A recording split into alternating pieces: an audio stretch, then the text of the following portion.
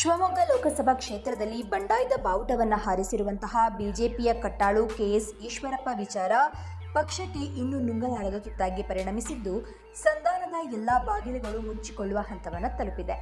ಈಶ್ವರಪ್ಪ ನಾಮಪತ್ರ ಸಲ್ಲಿಸಿದ್ರೂ ವಾಪಸ್ ತೆಗೆದುಕೊಳ್ಳಬಹುದೆಂಬ ನಿರೀಕ್ಷೆ ಸಂಘ ಪರಿವಾರದ ಹಿರಿಯರಲ್ಲಿತ್ತು. ಅದು ಈಗ ಹುಸಿಯಾಗುವ ಲಕ್ಷಣಗಳು ಕಾಣ್ತಾ ಇದೆ.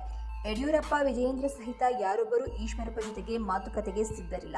ಹೀಗಾಗಿ ನಾಮಪತ್ರ ಹಿಂಪಡೆಯುವ ಕೊನೆಯ ಕ್ಷಣದವರೆಗೆ ಕಾಯ್ದು ಆ ಬಳಿಕ ಉಚ್ಚಾಟನೆ ಮಾಡುವ ನಿರ್ಧಾರವನ್ನು ಬಿಜೆಪಿ ತೆಗೆದುಕೊಳ್ಳುವ ಸಾಧ್ಯತೆ ಇದೆ. ಇನ್ನು ಈ ಹಿಂದೆ ರಾಜ್ಯ ಬಿಜೆಪಿಯಲ್ಲಿ ನಿಷ್ಠಾವಂತರಿಗೆ ಬೆಲೆ ಇಲ್ಲ, ಯಡಿಯೂರಪ್ಪ ಕುಟುಂಬ ರಾಜಕಾರಣವನ್ನು ಮಾಡಲು ಪ್ರಶ್ನೆ ಮಾಡುವ ವಿರೋಧಿಗಳನ್ನು ಮೂಲೆ ಗುಂಪು ಮಾಡಿಸಿದ್ದಾರೆ, ಬಿಜೆಪಿ ಬಿಟ್ಟು ಕೆಜೆಪಿ ಕಟ್ಕೊಂಡು ಹೋದವರನ್ನೇ ರಾಜ್ಯದಲ್ಲಿ ವರಿಷ್ಠರು ಮುಂದಿಟ್ಕೊಂಡಿರೋದು ವಿಷಾದನೀಯ ಅಂತ ಪಕ್ಷೇತರ ಅಭ್ಯರ್ಥಿಯಾದ ಈಶ್ವರಪ್ಪ ಅವರು ಬೇಸರವನ್ನು ವ್ಯಕ್ತಪಡಿಸಿದರು. ಇನ್ನು ಶಿವಮೊಗ್ಗ ಲೋಕಸಭಾ ಕ್ಷೇತ್ರದಿಂದ ನಾಮಪತ್ರ ಸಲ್ಲಿಸಿರುವ ಮಾಜಿ ಉಪಮುಖ್ಯಮಂತ್ರಿ ಕೆಎಸ್ ಈಶ್ವರಪ್ಪ ವಿರುದ್ಧ ಶಿಸ್ತು ಕ್ರಮ ತೆಗೆದುಕೊಳ್ಳಲು ಏಪ್ರಿಲ್ 19ರವರೆಗೆ ಕಾದು ನೋಡುವಂತಹ ನಿರ್ಧಾರವನ್ನು ಕೂಡ ಬಿಜೆಪಿ ಮಾಡಿದೆ.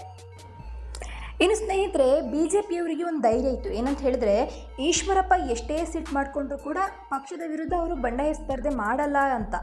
ಆದರೆ ಅದೀಗ ಸುಳ್ಳಾಗಿದೆ. ಆದರೆ ಅಂತಿಮವಾಗಿ ಕೂಡ ಇವರು ಹೆದರಿಸ್ತಾ ಇದ್ದಾರೆ.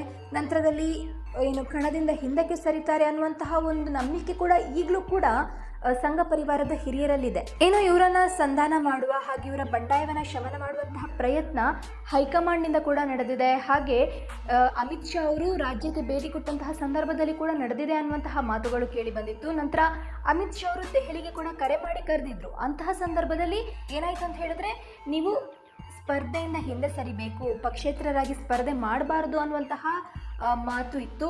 ಆ ಮಾತನ್ನು ನೀವು ಒಪ್ಕೊಂಡ್ರೆ ಮಾತ್ರ ನನ್ನೊಂದಿಗೆ ಮಾತನಾಡಿ ಅಂತ ಅಮಿತ್ ಶಾ ಹೇಳಿದರು ಅನ್ನುವಂತಹ ಮಾತುಗಳು ಕೇಳಿ ಬಂತು. ಇದಕ್ಕೆ ಒಪ್ಪಿಕೊಳ್ಳದಂತಹ ಈಶ್ವರಪ್ಪ ಕೋಪಗೊಂಡಂತಹ ಅಮಿತ್ ಶಾ ಅವರನ್ನು ಹಾಗೆ ಬರಿಗೈಯಲ್ಲಿ ವಾಪಸ್ ಕಳುಹಿಸಿದ್ದಾರೆ ಅನ್ನುವಂತಹ ಮಾತುಗಳು ಕೂಡ ಕೇಳಿ ಬಂದಿದೆ. ಒಟ್ಟಿನಲ್ಲಿ ಇದು ಮುಂದೆ ಏನಾಗುತ್ತೆ, ಇವರು ಬಿಜೆಪಿಯಿಂದ ಕಿಕ್ಔಟ್ ಆಗ್ತಾರಾ ಅಥವಾ ಏನಾಗುತ್ತೆ ಅನ್ನೋದನ್ನು ಮುಂದಿನ ದಿನಗಳಲ್ಲಿ ಕಾದು ನೋಡಬೇಕು.